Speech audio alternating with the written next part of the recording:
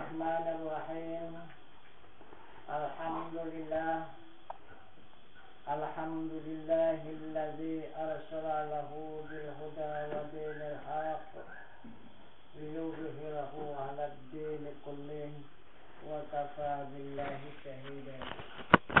Ashhadu an la ilaha illallah wahdahu la syarikalah wa asyhadu anna Muhammadan 'abduhu wa rasuluh la nabiyya ba'da, amma ba'du.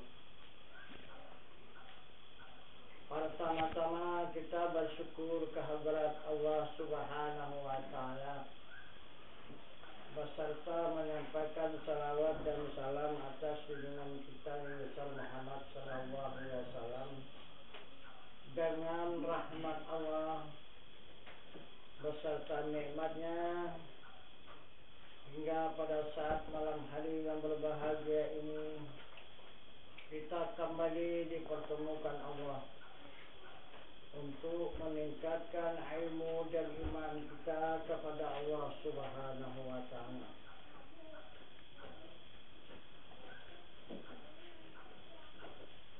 Yang mana Allah Subhanahu wa ta'ala memberikan petunjuk kepada sekalian hambanya. Dengan petunjuknya yang berbunyi, Inna salata kanat 'alal mu'minina kitaban mawquta. Jadi kata Allah, salat kewajiban tanda orang yang beriman diberikan fardu berwaktu-waktu. Jadi inilah salat yang 5 waktu. Jadi salat ini adalah jalan kita kembali kepada Allah Subhanahu wa ta'ala. Pelajaran kita yang telah lalu adalah jalan kembali kita kepada Allah melewati amal. Ini adalah melewati jalan ibadah.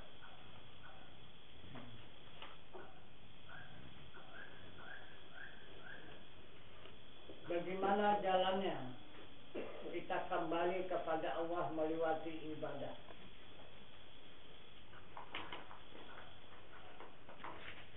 Maka di dalam kita menegakkan salat yang 5 waktu ini adalah berdiri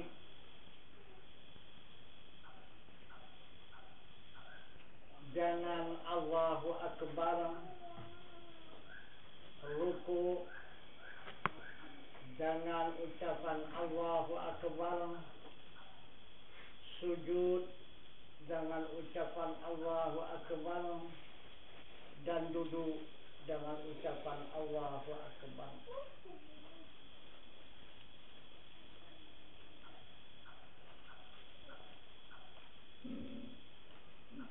Siapakah yang mengatakan berdiri, ruku, sujud, dan duduk itu dia mengatakan Allahu Akbar?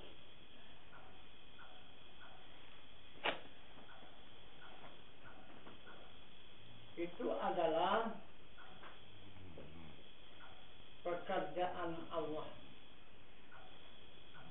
Berdiri dia menunjukkan zatnya, ruku dia menunjukkan sifatnya, sujud menunjukkan af'alnya, dan duduk menunjukkan perbuatannya.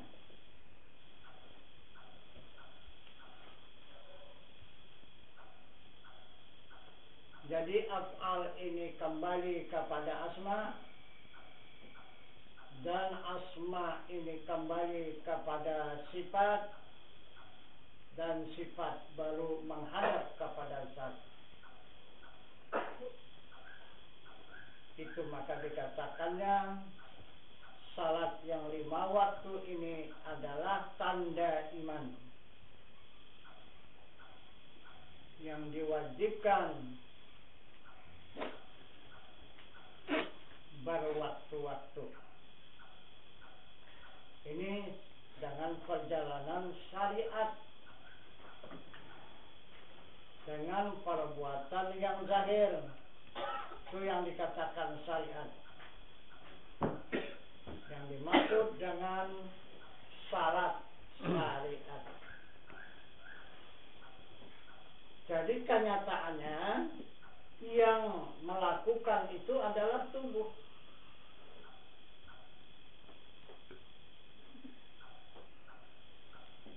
Tapi kalau hanya semata tubuh yang melakukan, sedangkan tubuh itu la haula wala quwata, tidak ada daya dan upaya.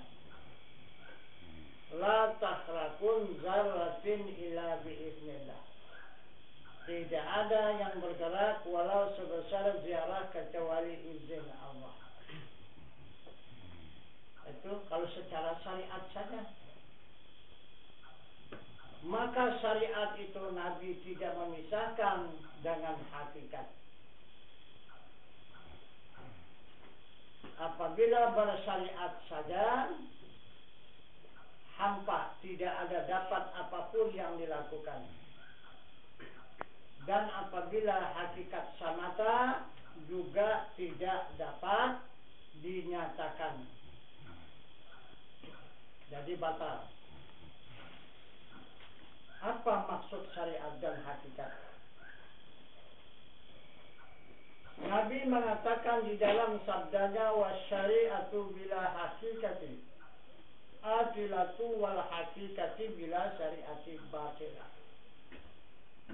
Bersyariat tanpa hakikat hampa, berhakikat tanpa syariat batal.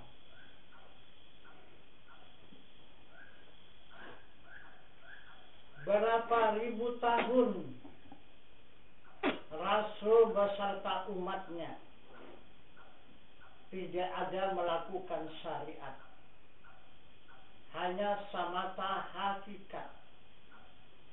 Dari mulai Adam alaihi salam sampai kepada Nabi Isa alaihi salam, tidak ada syariat,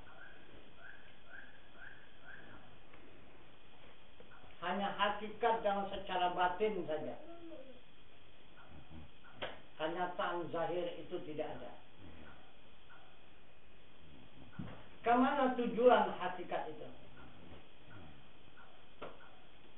Tujuan hakikat itu adalah Nabi kita Muhammad SAW belum diturunkan ke dunia. Itu maka semua Rasul beserta umat hanya mengenal, memandang, dan mengingat semata kepada Muhammad yang belum ditunjukkan Allah di muka bumi ini. Itu maka tidak bisa ditunjukkan, karena Tuhan pun baru mempertunjukkan. Maka di situ hanya yang berlaku pengenalan dengan secara hakikat. Inilah berapa banyak umat itu dari mulai Adam sampai Isa, 24 Rasul. Nah itu, jadi menjadi satu umat itu berapa banyak itu? Berapa puluh ribu tahun lamanya. Hanya dengan secara hakikat saja. Karena Allah Subhanahu wa Ta'ala masih mempertunjukkan Muhammad itu di surah An-Nur, Allahu nurus samawati wal ardh. Allah menerangi di langit dan di bumi. Itu kata Allah. Siapa yang ditunjuk Allah, itulah Muhammad. Tapi belum bernama Muhammad, yang disebut dengan Ahmad. Itu. Jadi semasa Muhammad ini berada di langit dan di bumi, adalah dinamakan, namanya itu adalah Ahmad.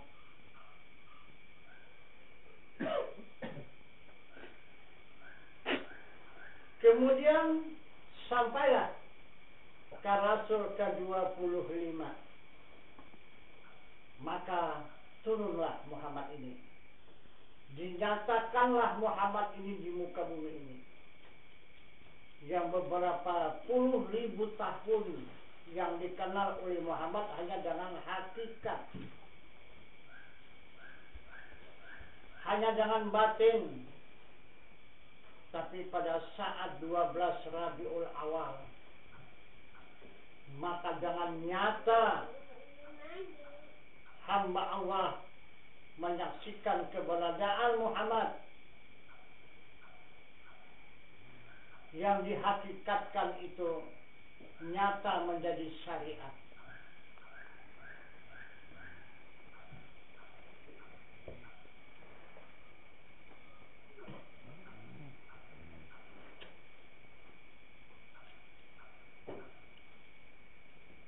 Berapa lama dia menyatakan dirinya dengan secara syariat? 63 tahun.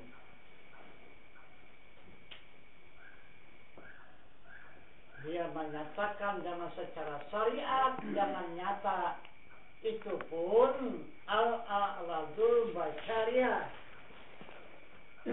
Berperangai mereka itu Rasul sebagai perangai manusia, tapi bukan manusia. Seperti sakit, makan, minum, tidur, lapar, lelah, dahaga, berbangsa, bersuku, berketurunan, hanya harus. Karena dia memberikan suri tauladan kepada hamba-hamba Allah yang mempunyai tubuh yang kasar. Jadi dia menyerupa seperti tubuh yang kasar. Tapi walaupun dia menyerupa, tapi tidak sama. Dia hanya harus. Jadi sekalian hamba Allah yang ada itu wajib berperangai sebagai perangai manusia, wajib. Kalau Rasul hanya harus. Boleh jadi, boleh tidak. Karena dia masih tetap menunjukkan dirinya adalah nur. Itu maka dia tidak berbayang karena sinar matahari dan sinar lampu.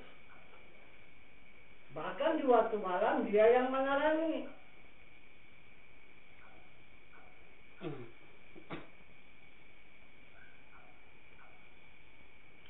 Kalau sebelum dia ditutup wujudnya itu,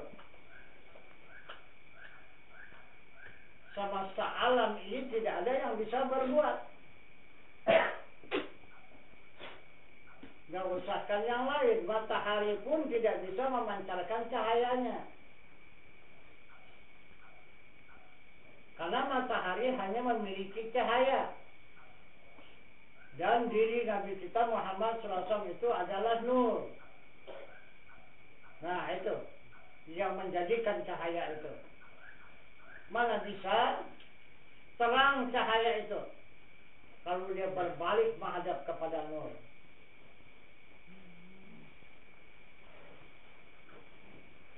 Kemudian sesudah 63 tahun dia menjadi orang syariat. Walaupun dia harus, tetapi sudah nyata dengan mata kepala. Kemudian dia dikembalikan oleh Allah kepada asalnya kembali. Jadi kembalinya di mana? Maka ditunjukkan oleh Allah. Tidak lagi dikatakannya menerangi di langit dan di bumi, tetapi Allah mempertunjukkan, memperkenalkan keberadaan Nabi kita Muhammad sallallahu alaihi wasallam. Wa ma arsalnaka illa rahmatan lil alamin. Tidak aku utus engkau wahai Muhammad hanya menjadi rahmat semesta alam. Nah, jadi Muhammad ini sebelum lahir itu adalah Ahmad. Sesudah lahir ke dunia ini maka dia bernama Muhammad. sesudah dia dewasa dikatakan Al-Amin, dan sesudah dia menjadi pemimpin dikatakan Mahmud, yaitu terpuji. Sekarang ini adalah menjadi rahmat semesta alam. Inilah keberadaan Nabi kita Muhammad SAW. Asalnya dia dari alam hakikat, maka menyatakan dirinya menjadi alam syariat, dan kembali dia menjadi orang hakikat. Nah, itu maka tidak dapat dipisahkan antara syariat dengan hakikat, karena sudah dia menjadi syariat, kembali ke hakikat. Nah, jadi tidak bisa dipisahkan antara syariat dengan hakikat, antara zahirnya dengan batinnya. Nah, jadi zahirnya itu syariat dan batinnya sekarang ini adalah hakikat. Jadi adalah keberadaan Nabi kita Muhammad SAW pada sekarang ini adalah menjadi batin seluruh semesta alam. Nah, itu. Jadi orang yang tidak mempunyai ilmu hakikat itu orang yang tidak ada hubungan dengan Muhammad Rasulullah. Itu orang yang putus hubungan dengan Muhammad Rasulullah dan dengan diri Allah Subhanahu wa Ta'ala. Itu orang yang tidak berhakikat. Itu putus hubungan. Cuman hanya pengakuan lidah. Dia mengaku ada Allah, ada Muhammad, tapi batinnya dia tidak mengakui adanya Allah dan adanya Muhammad.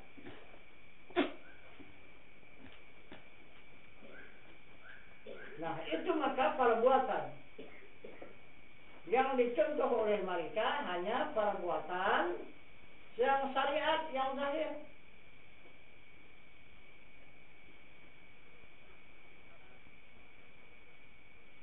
Jadi hakikat mereka tidak mau mengakui.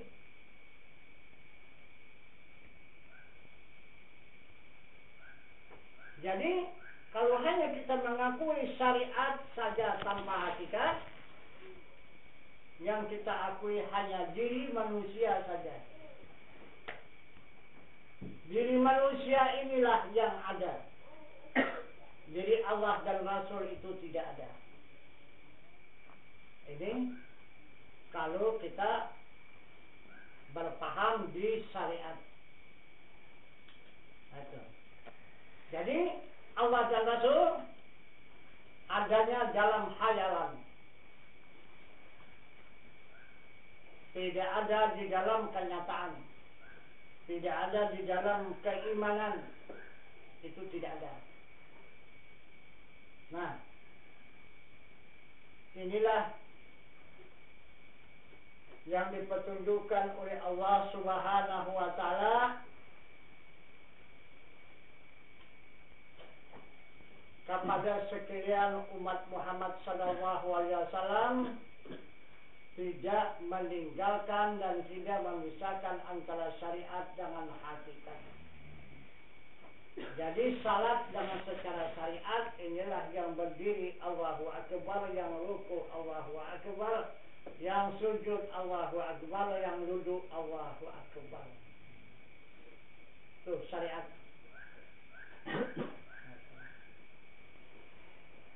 Jadi apa isinya? Yang berdiri Allahu Akbar itu isinya apa? Yang ruku itu mengatakan Allahu Akbar isinya apa? Dan yang sujud itu mengatakan Allahu Akbar isinya apa? Dan yang duduk itu mengatakan Allahu Akbar isinya itu apa?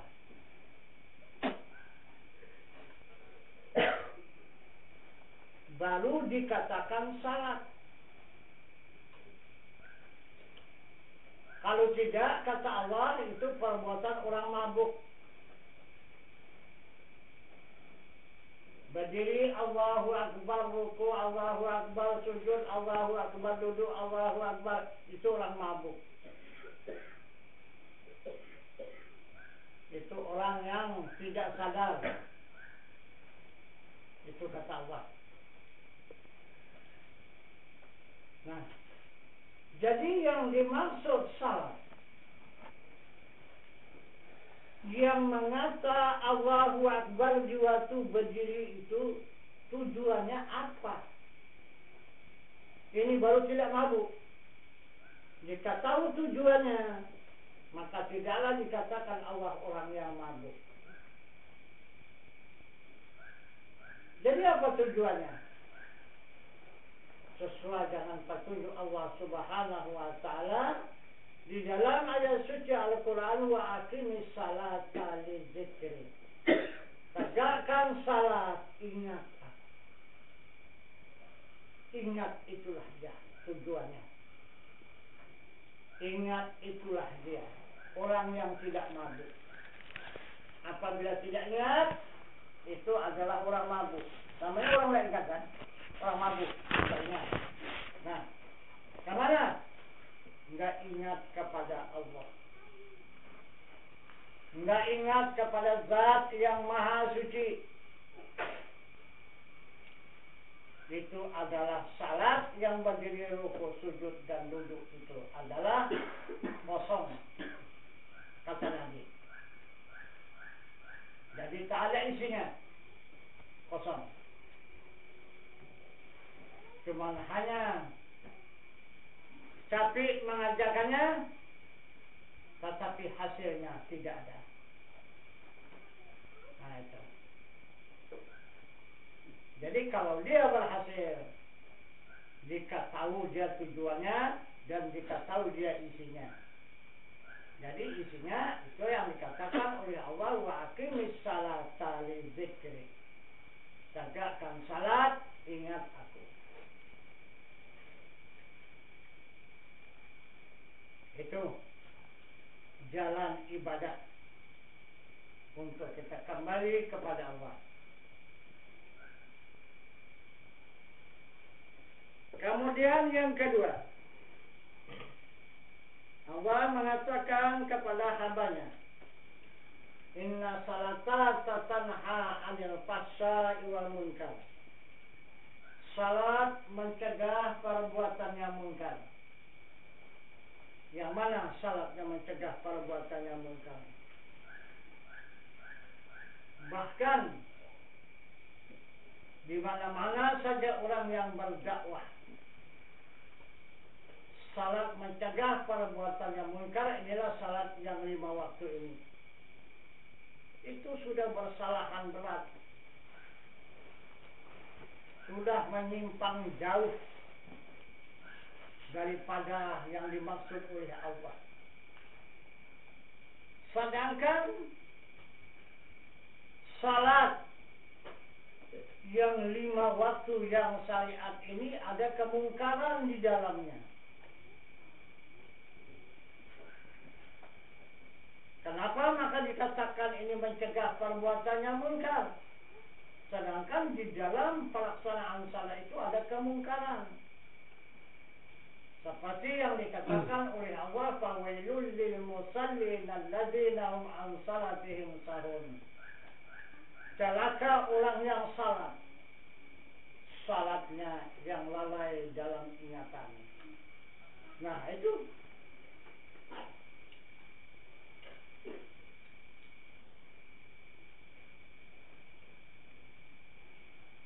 yang dilarang oleh Allah.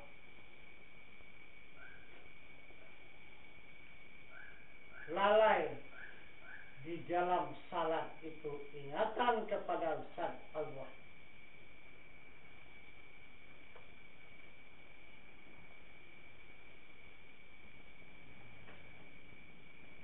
Karena Allah memanggil untuk menghadap. Kalau lalai daripada ingatan itu bukan menghadap, itu meninggalkan namanya. Jadi menghinakan kepada yang maha mulia dan yang maha kuasa dan yang maha pengasih dan yang maha penyayang itu yang dihinakan. Bahkan ditinggalkan. Sedangkan kalau kita menghadap kepada Allah, yang dimaksud dengan panggilannya itu adalah di alam ma'rifat.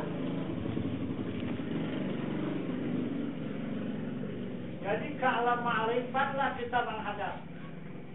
Tapi ini lalu kita meninggalkan alam ma'rifat, maka kita menghadap kepada alam syariat. Berapa alam itu kita tinggalkan di Allah itu? Apa tak ibaratnya? Nah, apa tak terjadi kemungkaran? Jadi yang dimaksud Allah mencegah perbuatan munkar ini bukan itu salahnya.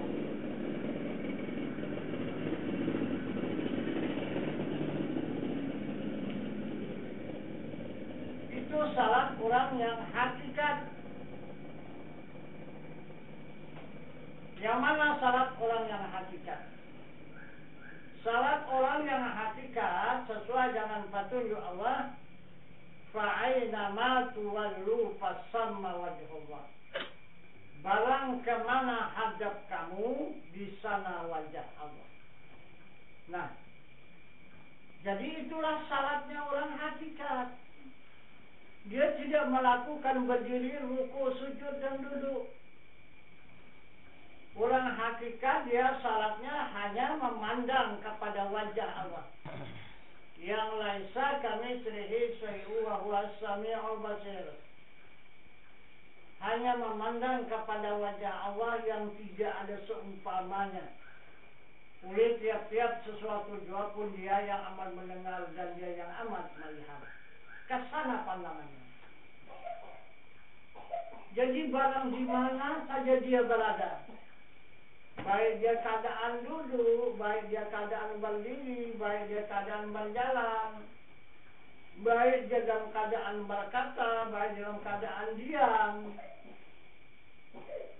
tetap dia memandang kepada wajah Allah. Tetap dia melakukan salat.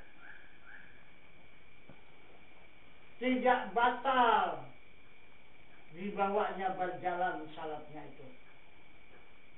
Tidak batal dibawanya makan dan minum salatnya itu. Dan tidak batal dibawanya bekerja kemana saja salatnya itu. Ini yang dimaksud oleh Allah, inna salata tanha 'anil fahsya'i wal munkar. Salat mencegah perbuatan yang munkar. Nah, jadi sudah sampai kita kepada wajah Allah. Dari af'al Allah sekarang sudah menghadap kepada wajah Allah.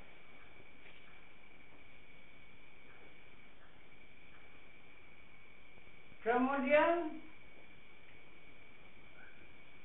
baru yang ketiga, yang dimaksud oleh Allah Subhanahu wa ta'ala,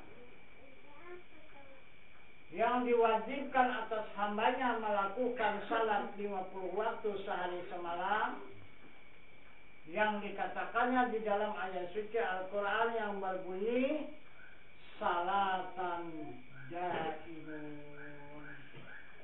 salat yang tidak berkeputusan.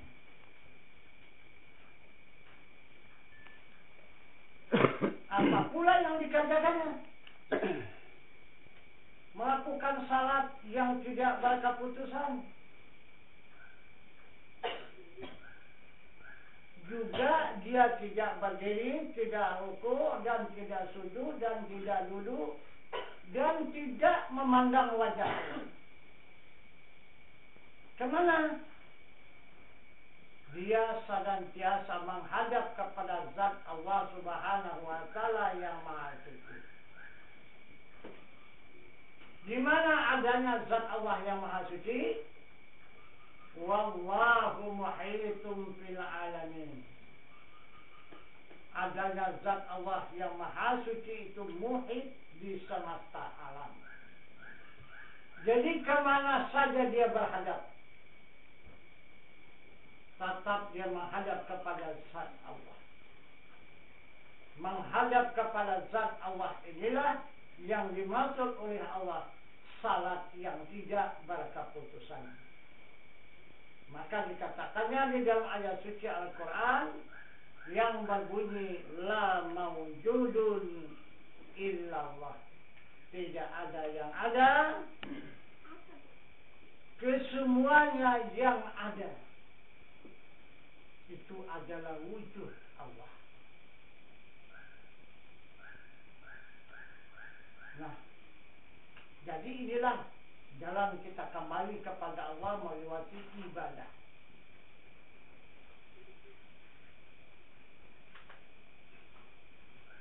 Dari af'al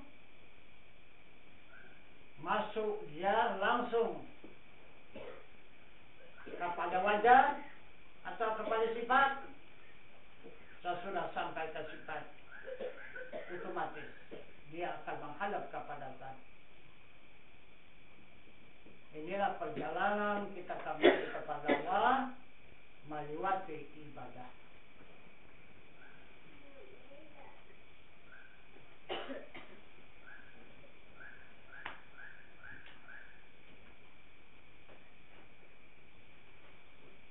Karena kita ini pasti kembali. Jadi jalan kembali ini yang sudah ditetapkan oleh Allah, pertama jalan ilmu, yang pertama. Yang kedua jalan amal. Dan yang ketiga ini dengan jalan ibadah. Jadi 3 jalan untuk kita kembali kepada Allah. Maka tidak ada yang disangsikan, yang diragukan untuk kembali kepada Allah. Karena 3 jalan ini tidak ada yang tidak sampai. Semuanya yang 3 jalan ini sampai kepada zat Allah. Sampai mendapatkan keridaan Allah. Jadi apabila sampai kepada zatnya, maka berjumpa dengan keridaan. Jadi apabila tidak sampai kepada zatnya, maka tidaklah berjumpa dengan keridaan. Nah, jadi itu maka zat Allah itu adalah rahasia semesta alam. Kemudian zat Allah yang rahasia itu ditutupi dan dilindungi oleh sifatnya yang suci.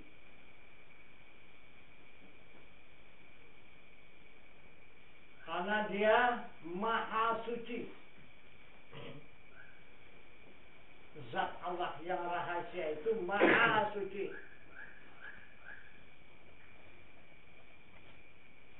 Maka ditutup oleh sifatnya yang suci. Kemudian sifatnya yang suci ini ditutup pula oleh asmanya yang maha besar.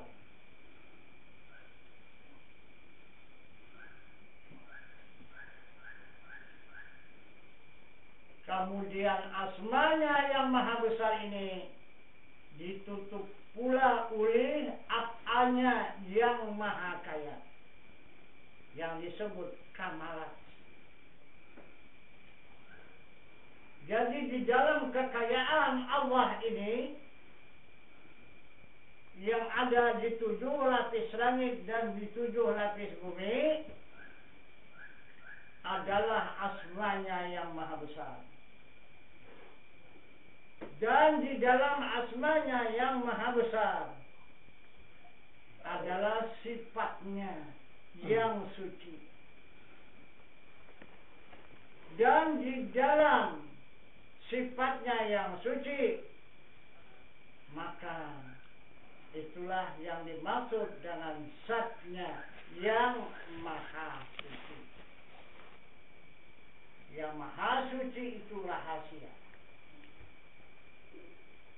Nah, jadi itulah martabat diri Allah Subhanahu wa ta'ala. Maka dia bernama Allah. Alif lam lam ha. Allah. Alif menunjukkan zatnya, lam pertama menunjukkan sifatnya, lam yang kedua menunjukkan asmanya, dan ha itu menunjukkan af'alnya. Itulah Allah.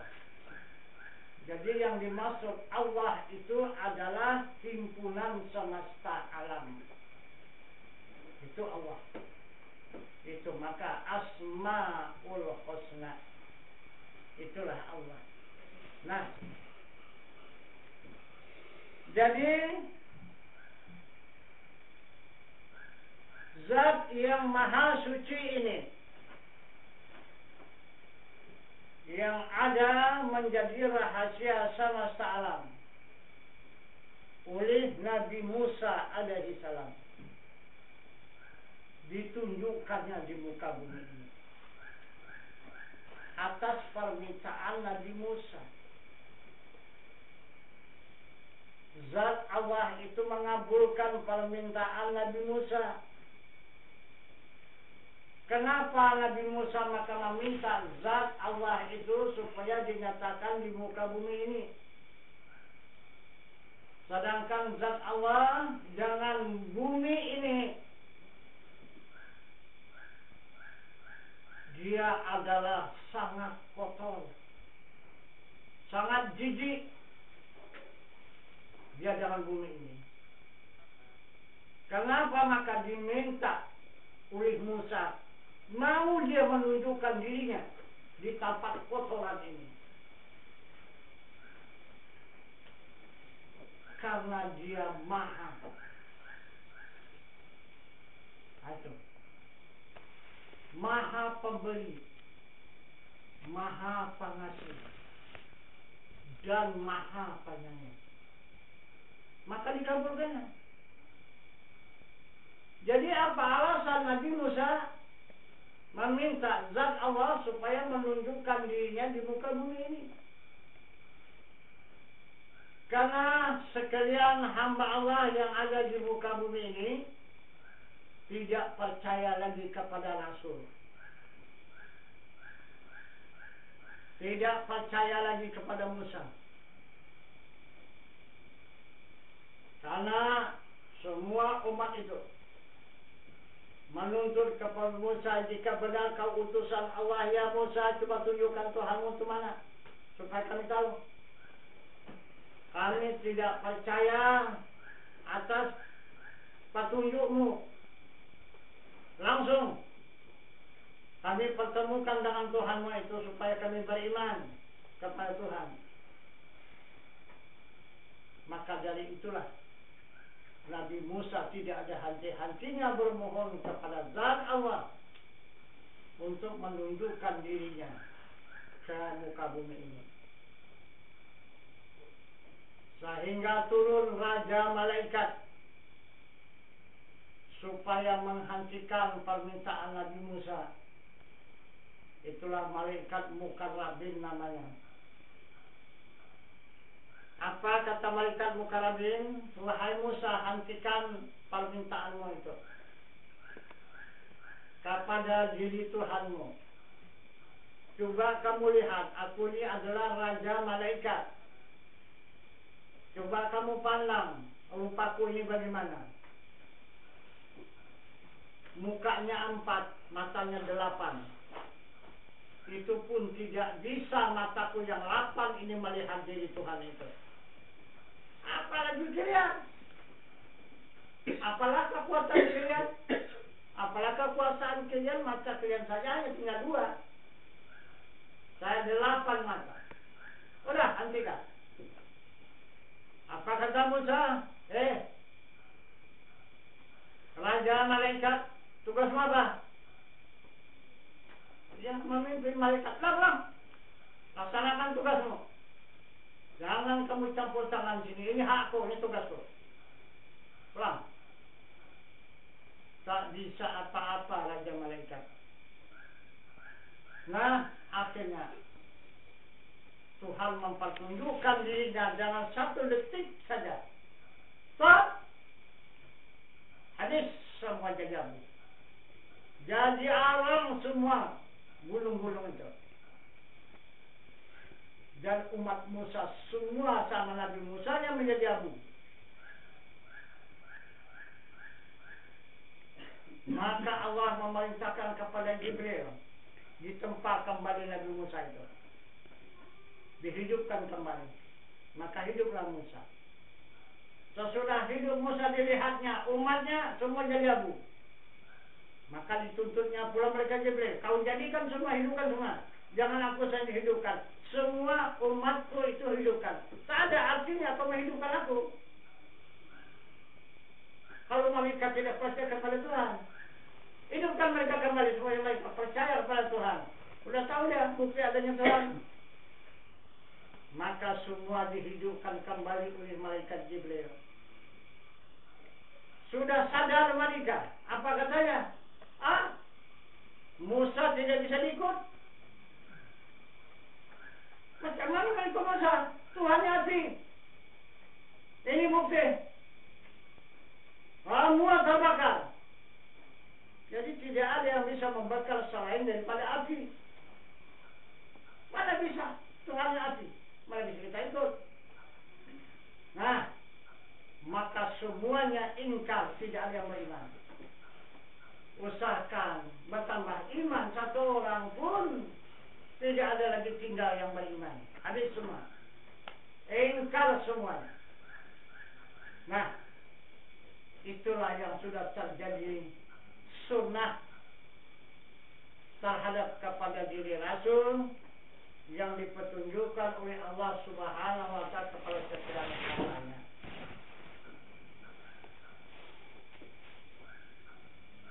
Maka umat Musa itu adalah ulama-ulama sihir. Itulah bekas pasukan Raja Fir'aun untuk menghadapi musuh-musuh yang mengancam Fir'aun. Itulah dia, ulama-ulama sihir yang diselamatkan oleh Nabi Musa itu. Tapi tidak bisa diselamatkan oleh Musa. Sudah diselamatkannya daripada penjara tahanan Raja Fir'aun, diseberangkannya melewati lautan sampai ke seberang, diberikannya makanan dan minuman karena sudah kelaparan. Di mana mendapat makanan dan minuman adalah di batu. Nah, itu maka dikatakan oleh Allah dalam Al-Quran, "Fanfajarat min husnata asrata aina kullu unasim masrabahum waskuru min rizqillah." Nah, itu. Jadi disebat oleh Musa dengan tongkatnya batu yang besar itu, maka memancar 8 mata air. Jadi kata Nabi Musa, minumlah dan makanlah kalian sepuasnya, itu rezeki dari Allah. Itu kata Musa. Selamat daripada kehausan dan kelaparan sampai menyeberang lautan. Nah, juga tetap tidak beriman. Begitulah degilnya umat. Coba kurang apa Rasul untuk menyelamatkan, tapi tidak mau diselamatkan. Akhirnya itulah dia permintaannya, meminta Tuhan supaya diwujudkan di muka bumi ini. Maka terjadilah kehancuran. Nah, jadi kemudian maka Nabi Musa pun mengembalikan tugasnya kepada Allah Subhanahu wa Ta'ala, karena dia tidak mampu menjalankan tugas kerasulan itu, karena tidak ada orang mempercayai dia lagi. Jadi pada saat sekarang ini timbul kembali. Sekarang ini banyak kita mungkin yang belum sadar bahasa kita ini sudah masuk di zaman Nabi Musa kembali. Nah, itu. Kita berada sekarang ini di zaman Nabi Musa. Nah, itu. Karena Nabi kita Muhammad Sallallahu Alaihi Wasallam menjamin sampai 1400 tahun. Sesudah hijrah Nabi kita Muhammad SAW dijaminnya dunia ini terkembang 1400 tahun. Sekarang sudah berjumlah 1431 tahun. Jadi 31 tahun sudah melewati batas dari Nabi kita Muhammad SAW.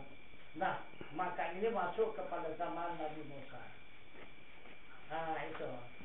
Zaman Nabi Musa, maka timbullah sekarang ulama-ulama sihir, dan timbullah sekarang kekuasaan yang luar biasa. Itu yang mewarisi daripada Raja Fir'aun.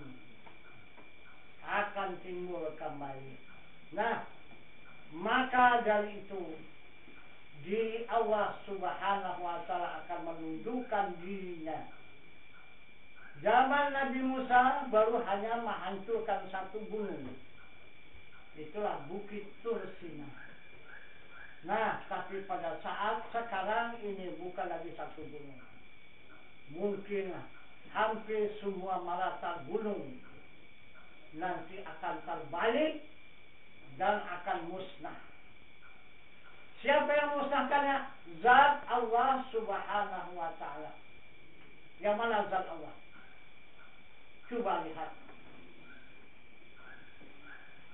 Lahar sekarang yang keluar di Marapi itu. Siapa itu? Sekarang kalau di puncaknya itu sudah sekarang mencapai 2000 derajat kepanasannya. Yang keluar ini ada yang 800, ada yang 700, ada yang 600 derajat. Sedangkan panas api kalau sudah kita bakar, air itu sudah menggelegak cuma hanya 100 derajat. Itu pun tak tahan tubuh manusia lunyot. Yang 100 derajat. Ini apakah sanggup kita menghadapi 2000 derajat itu? Dan kemudian siapa yang bisa mencegah itu? Ada? Ada dukun? Ada paranormal? Ada para kiai? Sekarang ini yang sanggup mencegah itu? Ada? Tidak ada. Ini kenapa? Selama ini maka tidak meledak. Itu gunung-gunung yang membahayakan itu adalah dikawal oleh para wali Allah. Itu maka di gunung-gunung, di gua-gua itu ada para wali Allah. Itu maka dia dilindungi oleh para wali Allah. Tidak ada yang mengamuk. Melihat kemurkaan hamba Allah yang ada di muka bumi ini. Ini para wali Allah sudah cabut semua. Tidak ada lagi. Nah itu. Nah. Ini.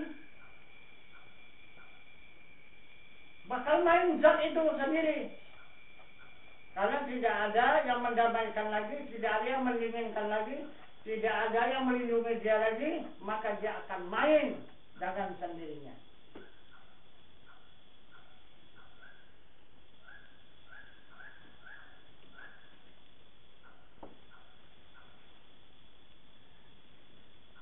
Itu tanda membuktikan sudah para wali Allah tidak ada di muka bumi ini lagi. Hanya tinggal sedikit pertahanan.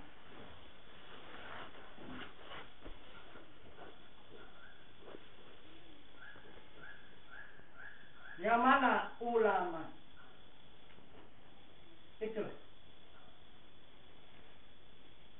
Tinggal hanya ulama.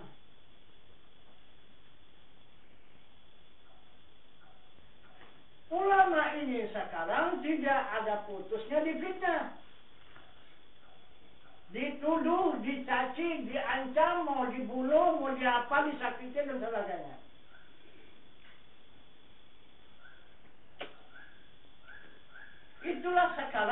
keadaan dan akal umat manusia pada zaman sekarang.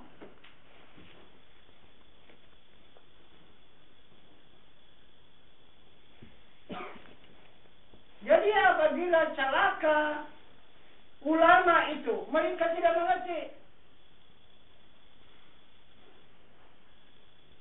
Tidak ubah seperti orang menyeberang lautan. Yang mengampak, yang baco, yang nyucuk, ditungkang itu. Jadi supaya apa? Supaya mampus, supaya tenggelam tungkang ini. Kalau tenggelam tungkang itu dia mau kemana? Dia itu mau kemana?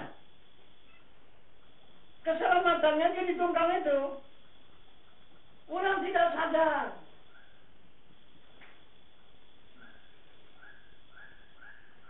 Dan ada juga yang satu iktibar lagi.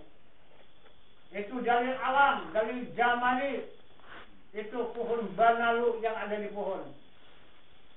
Dia makin subur dia.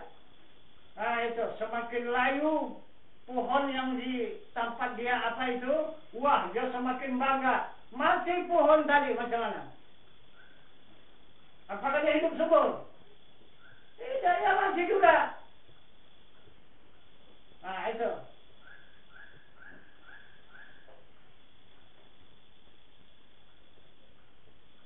Jadi tidak ada pertahanan bumi dengan langit kecuali Rasul. Rasul itu aulia. Aulia itu ulama. Memang pada syariatnya dia terdulu. Serupa dengan Rasul itu. Dia adanya di Mekah ke Madinah. Padahal di mana perjalanan dia? Di langit dan di bumi. Serupa kekuasaan aulia seperti itu juga. Dia berkuasa di langit dan di bumi. Dan begitulah terakhir sampai kepada ulama. Ulama bukan hanya terdulu di rumah, di sholat, di masjid. Atau di kampung. Dia kedudukannya berada di langit dan di bumi.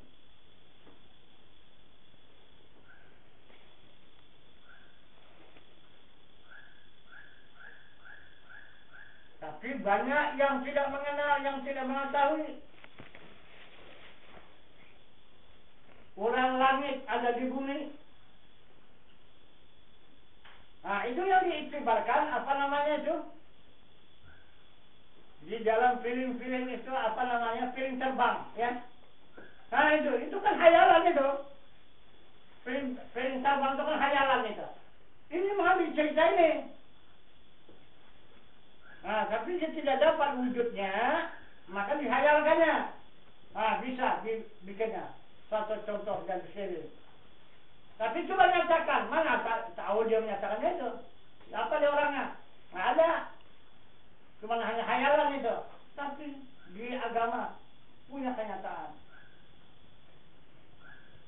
Yang dikatakan di contoh film terbang, apa film terbang itu adalah orang langit berada di bumi. Siapa itu orang langit berada di bumi? Nah, itu mau dicelakakan, habislah bumi ini akan tenggelam.